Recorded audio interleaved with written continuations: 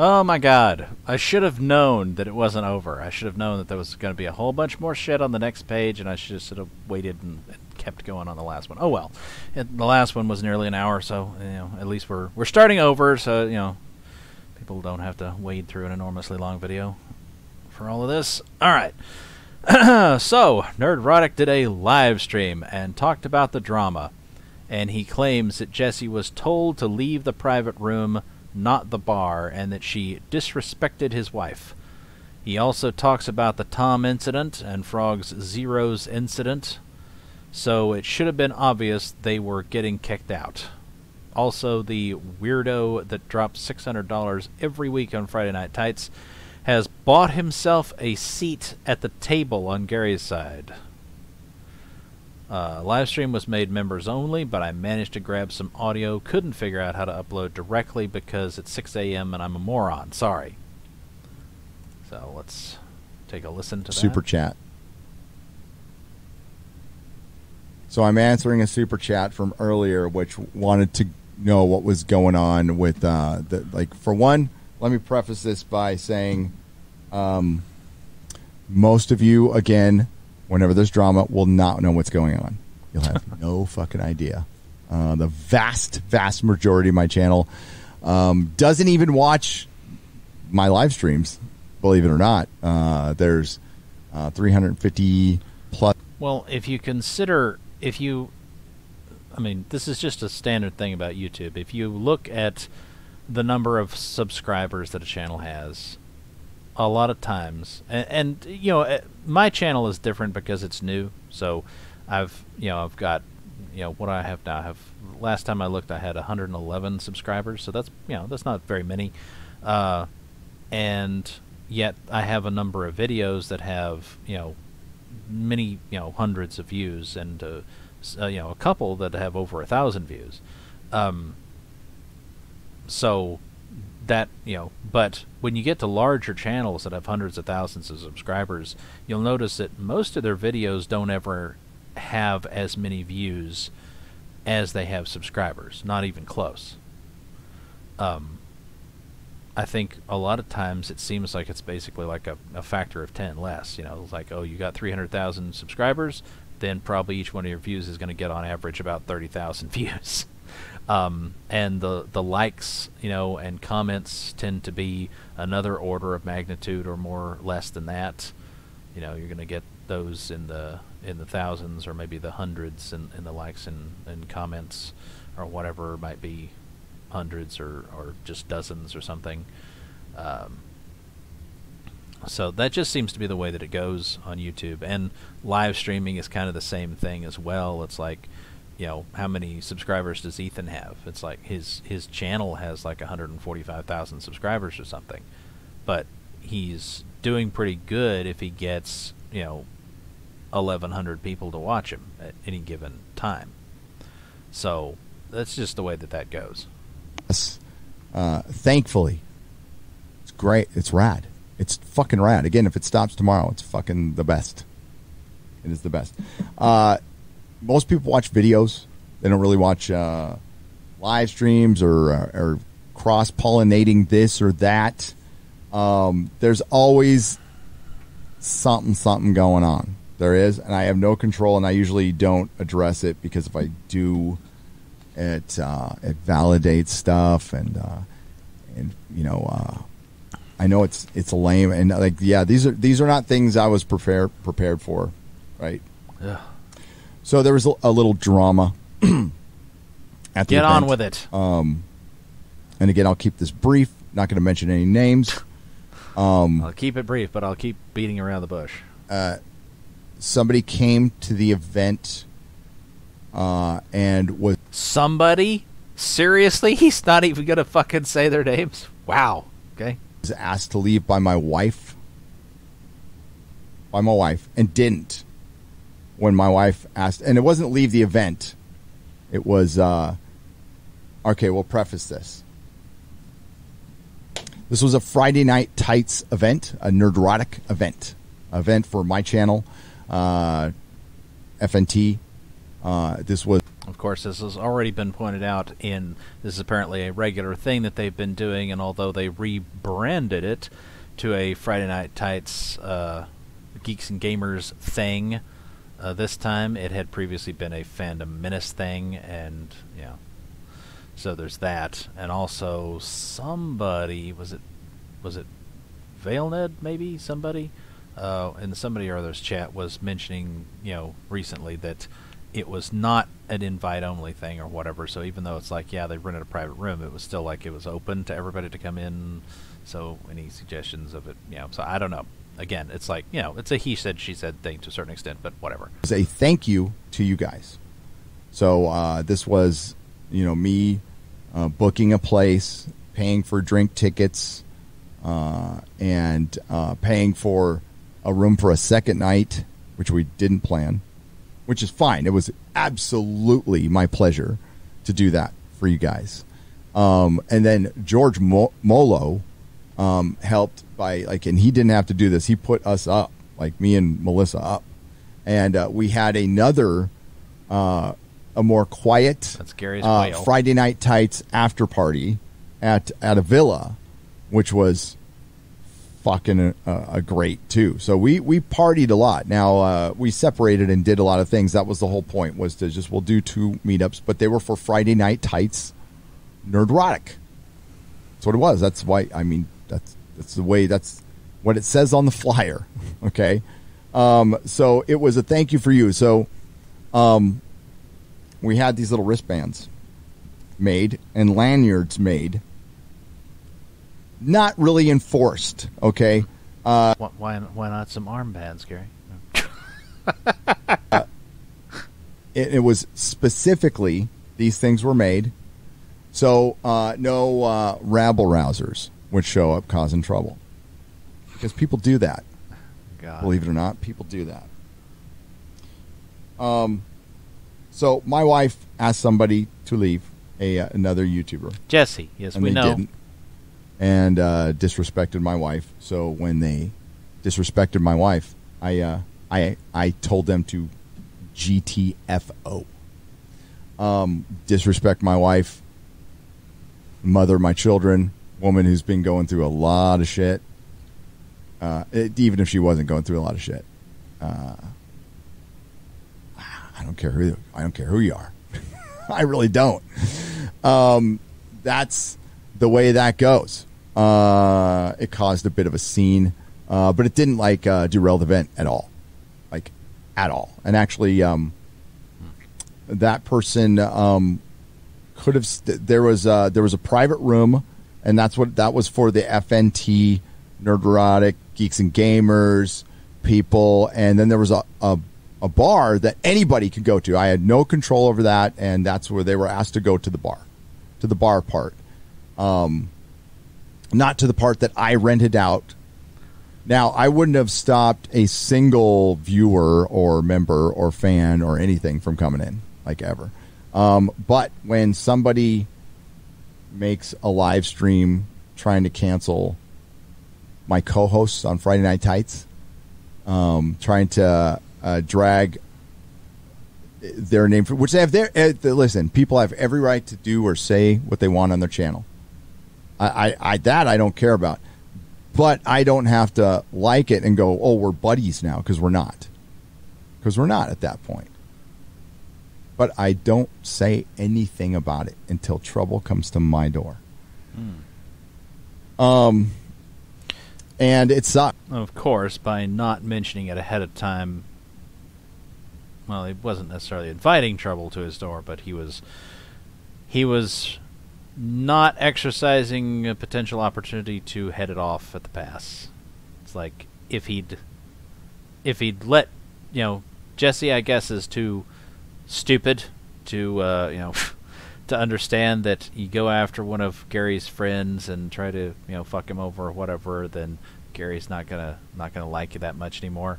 And she obviously, from the way that she's acted, it would seem that she really didn't get that. That she does not understand the connection there. So she's like, why would Gary have a problem with me? It's like, gee, I can't imagine why. It's like, well, anyway, since she doesn't seem to be able to figure that out on her own, if you'd mentioned it to her, if you'd said something publicly, yes, you're going to be the adult and not get involved in any of the drama, except it wouldn't necessarily have had to be any drama. You just could have made a public statement of support for Tom, and well, you might could have left it at that, but to be really sure, you'd probably have to make some sort of denouncement of her, or you could have simply contacted her behind the scenes and just pointed out that you're not getting involved, but you really don't think that what she's doing is cool or whatever, and therefore please don't darken my doorstep sort of thing. Like, you could have done that, and then she probably would have gotten the message. Although, maybe not. You never know. You never know. Could have been she was determined to do it anyway. And, again, she could be, being completely disingenuous about her surprise. Although, I'm not crediting her with that level of acting. I'm just not. I think she's just stupid and does not comprehend that, I pissed all over your friend, sure, but that was just between me and your friend. It doesn't have anything to do with me and you. Why wouldn't we still be cool? And she just just went right over her head. It sucks that we have to deal with this crap. I'm too busy fighting SJWs everywhere right now. So that's the way it goes. Press X to doubt. I mean, yes and no, but come on. He says that like he's some great culture warrior and he's doing something to really fight the mainstream, and it's like, dude, you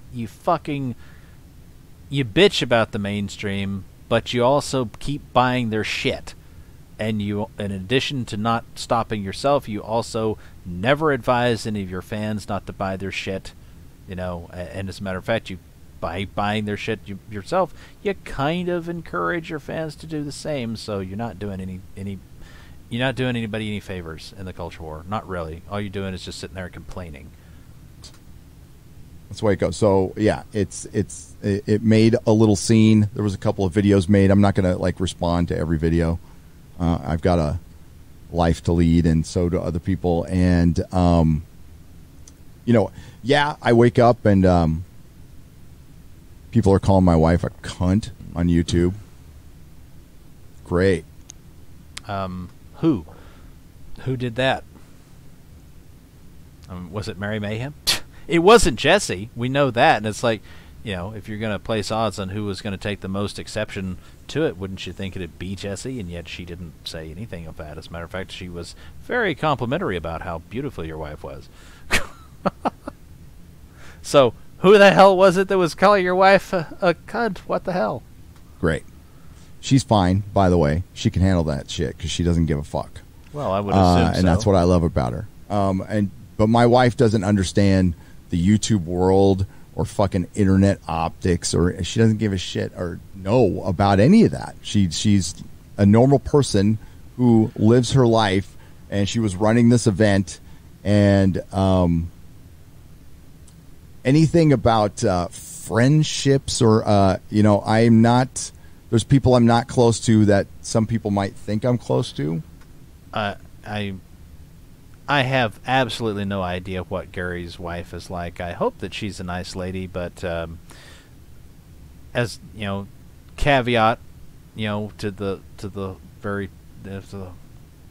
the idea is, I know plenty of women that are.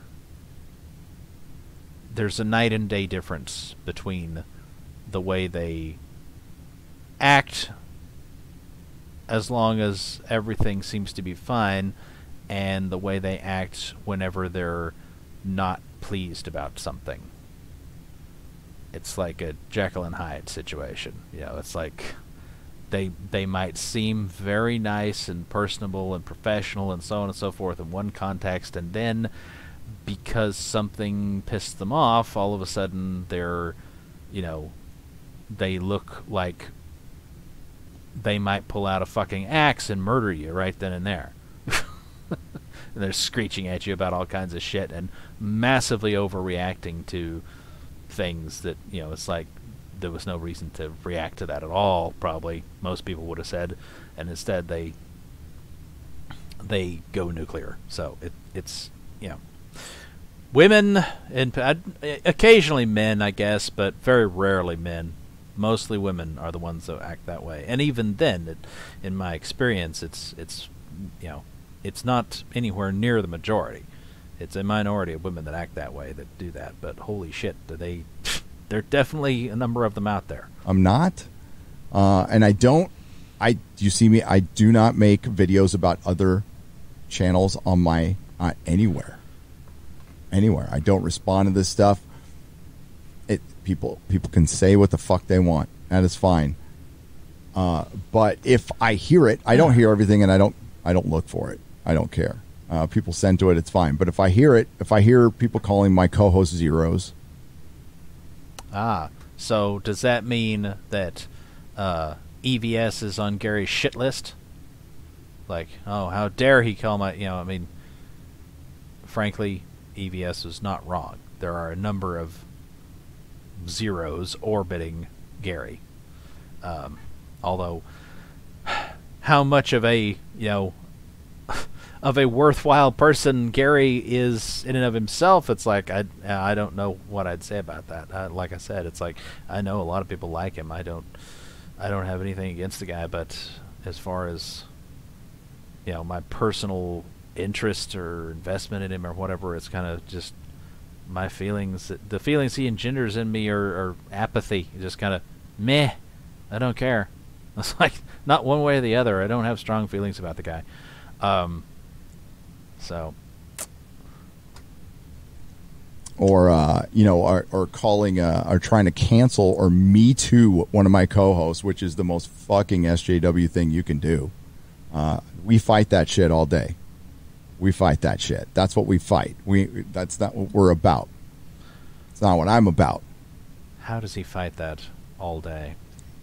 DMs open. Never hit up before any of this. All could have been avoided with a conversation beforehand, which didn't happen.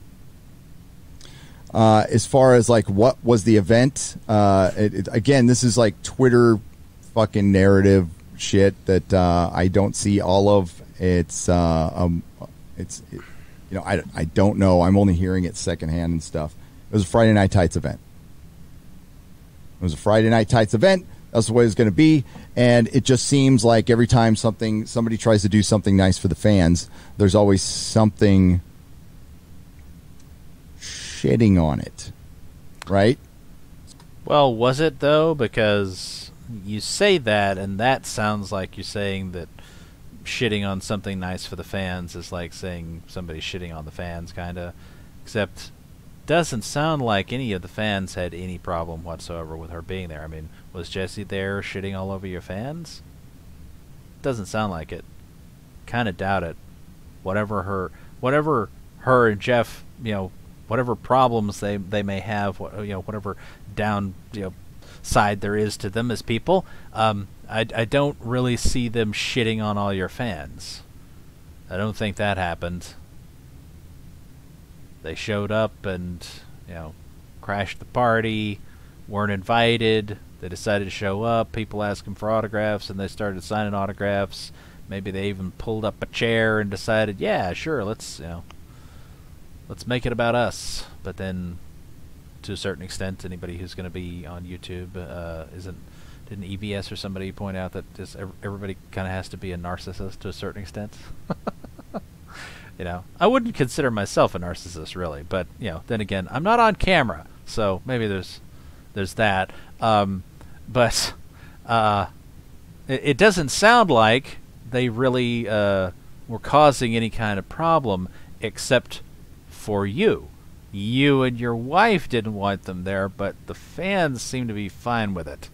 So if you just not said anything, and besides, didn't we learn that there's 2 events, and they came to the first one and nobody said jack shit, and so they came to the second one, and then that's when you told them to leave.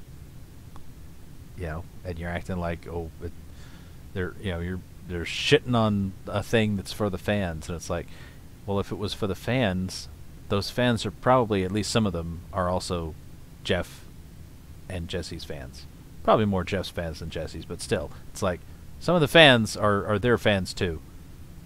So, like, I don't know. I mean, that's the thing for me here. It's like, would it have been better, probably all things considered, best outcome would have been if Jessi and Jeff didn't show up since they weren't invited, and it wasn't, something that really wasn't organized to involve them, etc., etc. Yeah, probably so.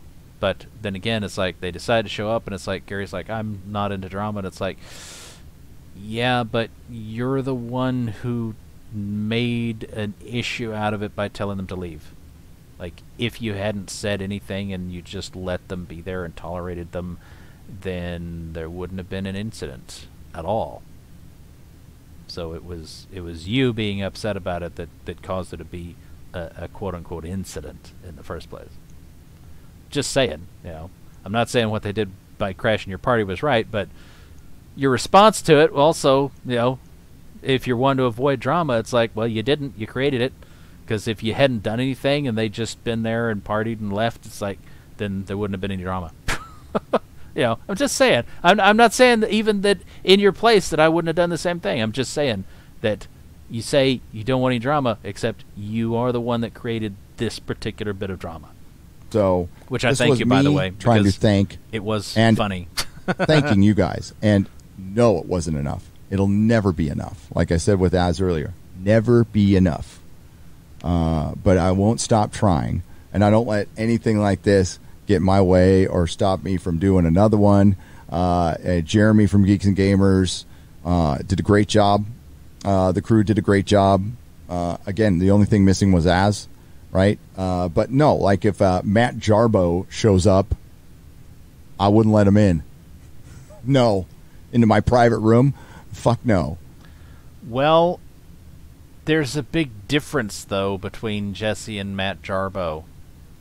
As far as I'm aware, Matt Jarbo probably doesn't share hardly anything in the way of fans with you. Jessi probably shares quite a few fans with you. It's like he's never been Fandom Menace. You were Fandom Menace until you said you weren't. Jessi still, I guess, considers she's Fandom Menace. It's not, it's not the same thing.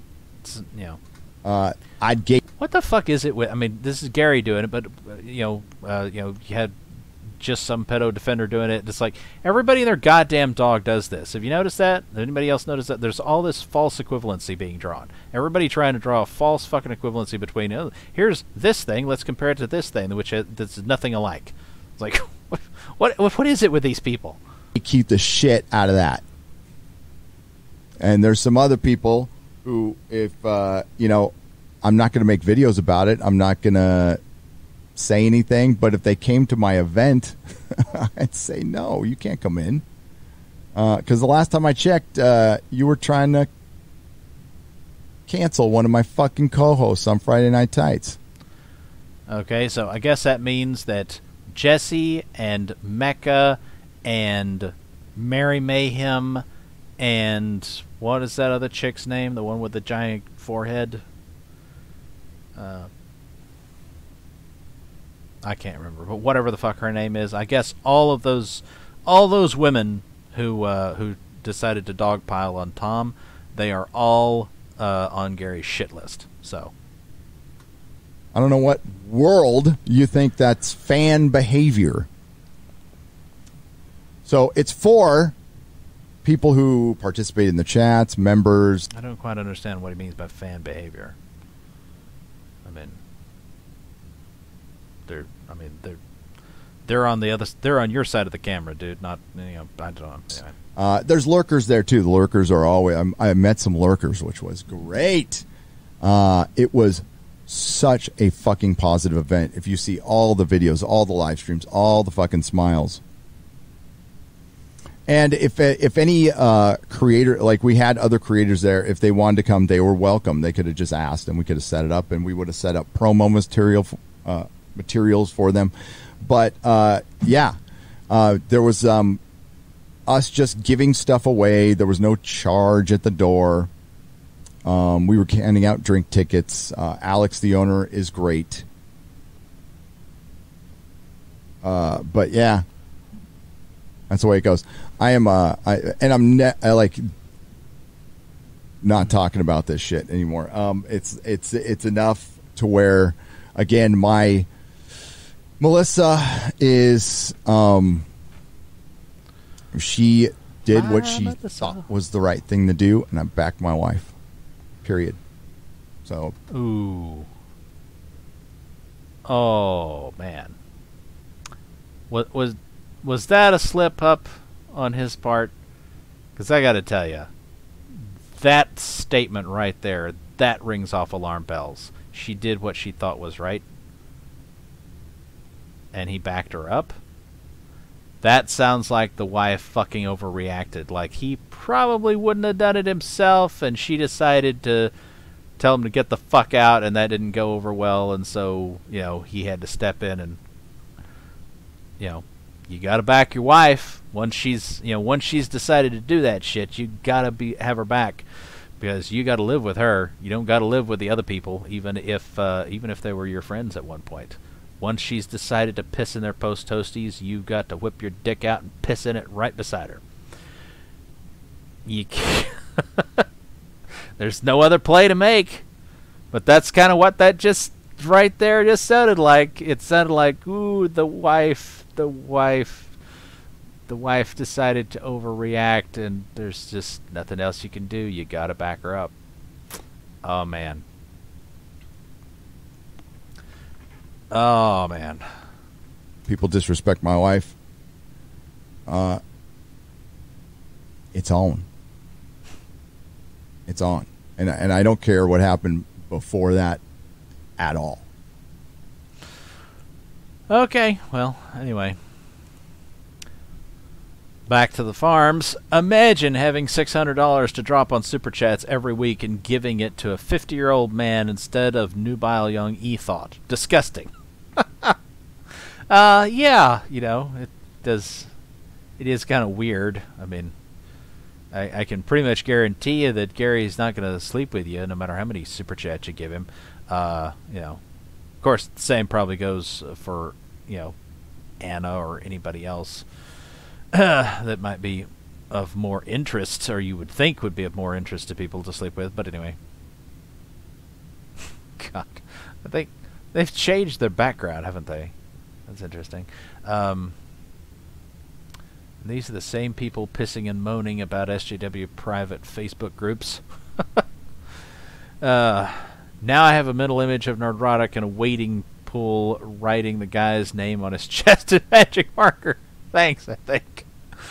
I mean, it's not an argument over events from 2 years ago or a slap fight with CG figure with a CG figure of interest that drags over pages. But this stream featured Shane Davis and Ethan. Half the panel was CG. Moreover, CG and the Fandom Menace are tied at the fucking hip. Well, to a certain extent. Most of the prominent CG members figures started or crossed over into the Fandom Menace, or vice versa. High Council, the show covered, was started by DNC, Ethan, and Jeff.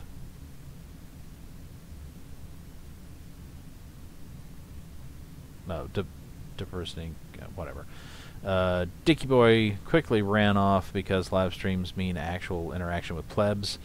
Still, Cecil first appeared on the High Council. It's where Anna became exposed to CG figures. We're not gonna fucking watch these. Pretending to care about Star Wars was a lot of what built Ethan's channel. Yeah, that's how I found him. Was stumbling across his Star Wars videos.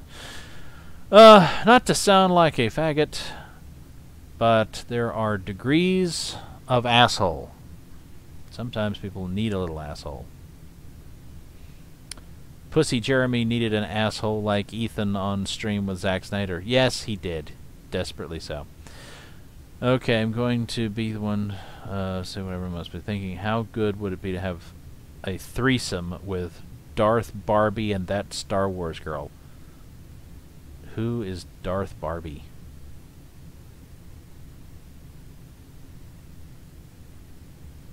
Who are we talking about? Are we talking about Jessi? I don't know who Darth Barbie is. Or are you talking about, what's her bitch in that picture? I don't know.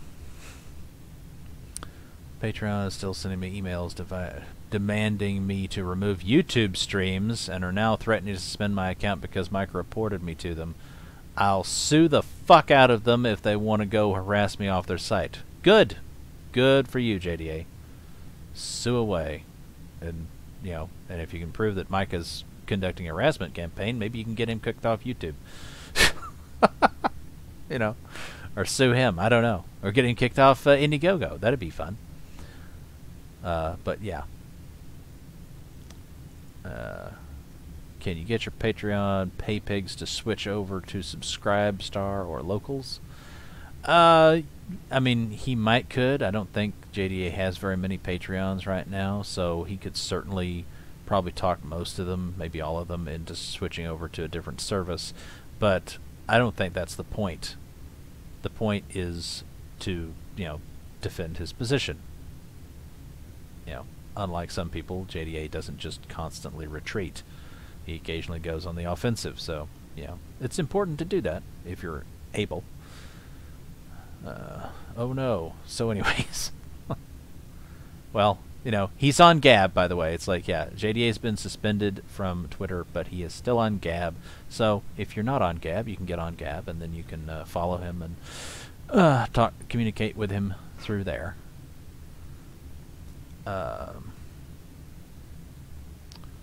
suppose could have brought up the new Kickstarter outreach officer, Jamila Rouser, block botting.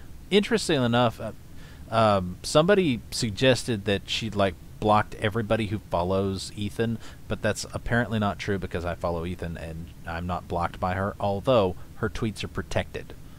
So I guess you have to follow her or whatever to see her tweets. I don't know.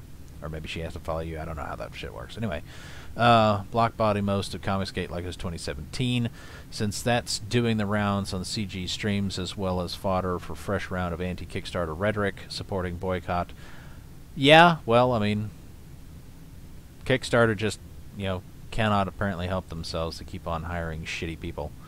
For some reason, though, I thought covering the impending Tard fight between the Friday Night Tights grifters, inheritors of the dead Fandom Menace movement versus ComicsGate, would be more interesting. Probably. Although, you say the Fandom Menace is dead, and it's like, I don't know that it's dead. I think the true inheritors are going to wind up being... I mean, they're not going to inherit much, except for the name, but the true inheritors are going to be the smaller channels. Because they're going to stick with the label, the brand. They're going to stick with my brand of the Fandom Menace, and the larger people like Gary are all going to abandon it, you know, and go with their own brand or brands. You know, Geeks and Gamers, Friday Night Tights, Nerdrotic, whatever. Right now, Frog is launching Wraith. I thought it was Wrath of God, but it's Wraith of God. Not a typo, I promise. Yeah. It's weird. It's a weird name. The debut project by CG newcomer / 30-year industry veteran Aaron Lopresti, except it's not his debut product, or you know, it's not our project because he did the whatchamafuckit that the Garbage Man thing that did not successfully fund. So it's like he already had a debut product and it flopped. Although, obviously, this one's not flopping because he decided to kiss the ring, you know, bend the knee, whatever you want to call it, and get Ethan's help. And Ethan helped him, and Ethan's help did a lot for him. Although, obviously, I should think the quality of his work helped as well. But then again, it's like previously. Presumably his quality of work would have also have been good, and yet didn't work out for him because he, you know, it's like he needed a jump start. So, and fortunately for him, Ethan had jumper cables and was willing to help out. There's a show of camaraderie among similar former mainstream comic professionals like Art Tiber or Thibbert, or however the fuck you say that guy's name. I still don't know for sure. Andy Smith, Dan Fraga, Graham Nolan, Billy Tucci, and Shane Davis's wife. Wraith of God joins other CG Comics Bonds, The Drive, War Party, Viking Wolf, Magic Cop, Sovereign Wolf, Magna the Last Pantheon, and Alyssa. Yeah, he spelled it Alyssa, but I think it's actually Ailsa. I think the I comes before the L. It's Ailsa Dark, Werewolves and Bampots, and I'm not even sure what the fuck a Bampot is. As a werewolf action thriller. Well, I mean, Ethan did say that he wanted to sell his soul to the devil to make him a werewolf or something when he was a teenager, didn't he? That's fucking weird. I don't know why you'd want to be a werewolf, but, yeah. I definitely don't think it'd be worth your soul. For whatever reason, ComicsGate's fascination with werewolf-related material is seemingly limitless. Well, again, it's, you know, like I said, part of that has surely got to be,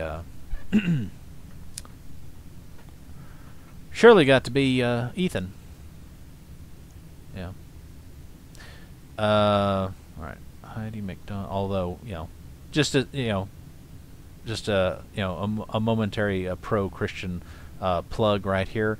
Keep in mind, he wanted to become a werewolf when he was a dumbass teenager. When, you know, generally speaking, most everybody does the stupidest shit in their lives when they're teenagers because they think they know everything and they actually don't know a goddamn thing. Anyway, that's when he wanted to sell his soul to the devil to become a werewolf or whatever. And when he got kicked out of the mainstream and decided to, you know, embark on his new life, he and his wife knelt in prayer and asked God for help, and I would say that the good Lord delivered. So keep that in mind. It's like, you know, Satan's got nothing to offer you, folks. He'll take your soul, but by God, he's really got jack shit to offer in return. Comics not made specifically for my narrow tastes sold really well, so the industry must be doomed. Okay.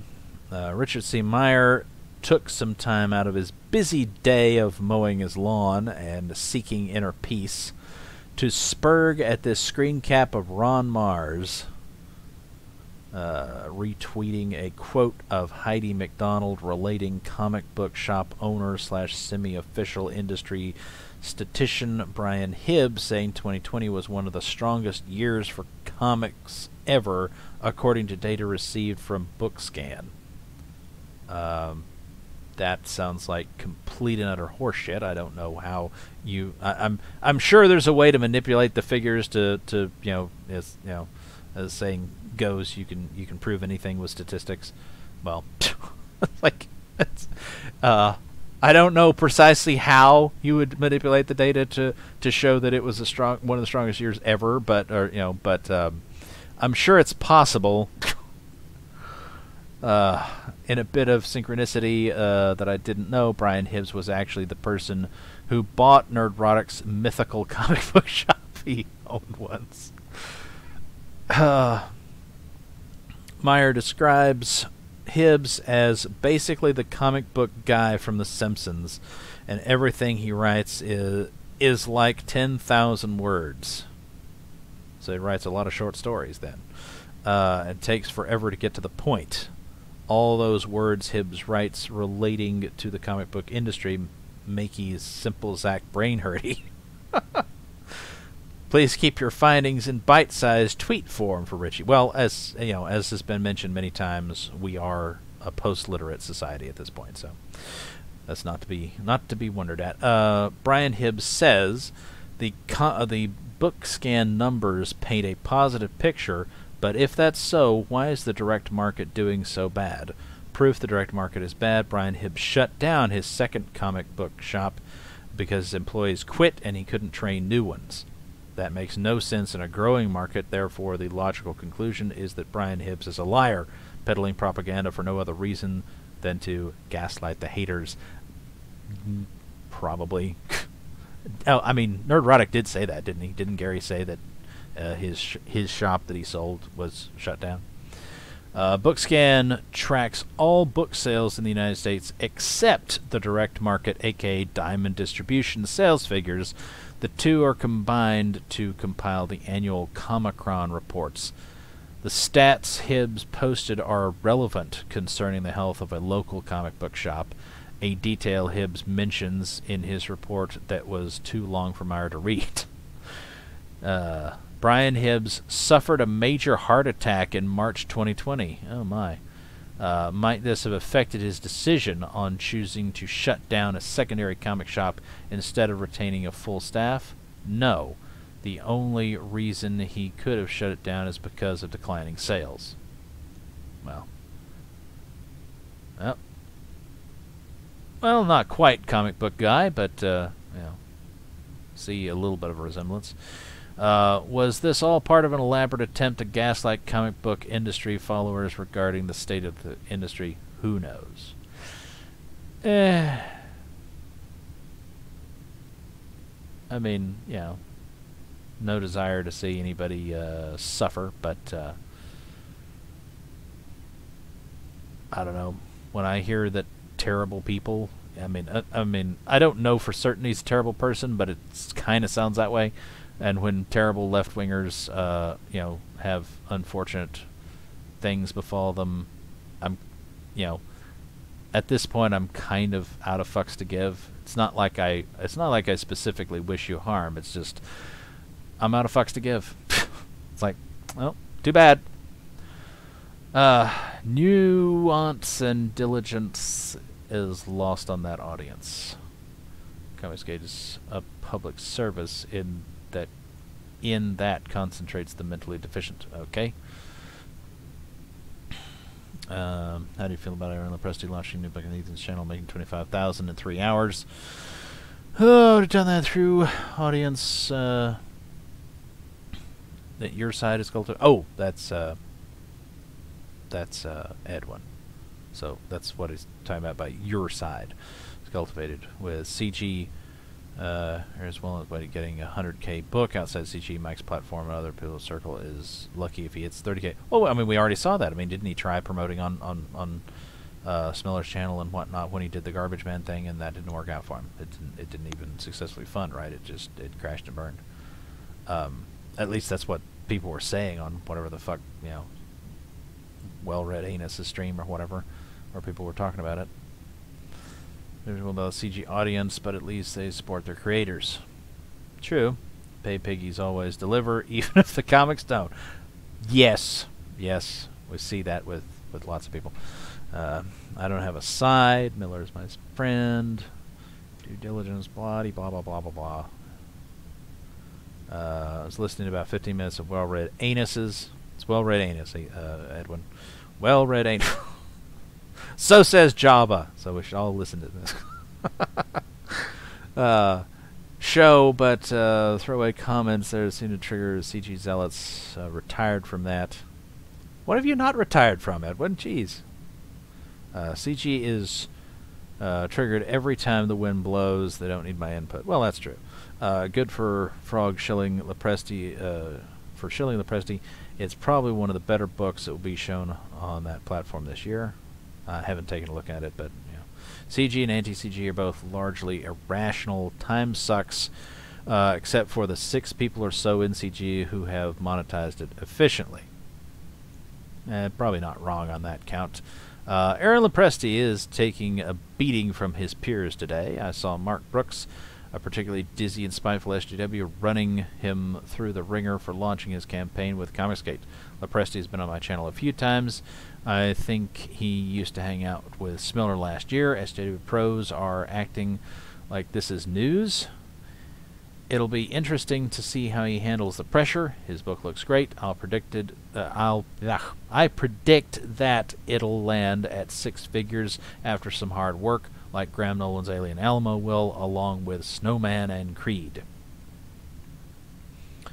He still does hang with Smiller and was on Smiller's last few D&Qs. That's why I asked Edwin what he thought about Aaron coming on your channel showcasing his new book. And you're right, Aaron's book does look great. I'm probably got it back later on today. Definitely see it hitting 6 figures. Aaron is always cordial to me and not begrudge him, blah, blah, blah, blah, blah. Okay. Most device supports and CG are gone. Not really warring camps anymore. There's really since cooperation right now. The voices were around when you arrived. So nope. No, mission accomplished. Okay. Now the only question is, do I dare hope that we're now done with this subject? I mean, that last bit wasn't about it, but that we're done with the follow-up, or am I going to discover the second that I decide to end this video that nope, there's more? I don't know. Tune in to the next. Yeah, it's like tune in next time to find out if it's yet another installment. All right, until the next one.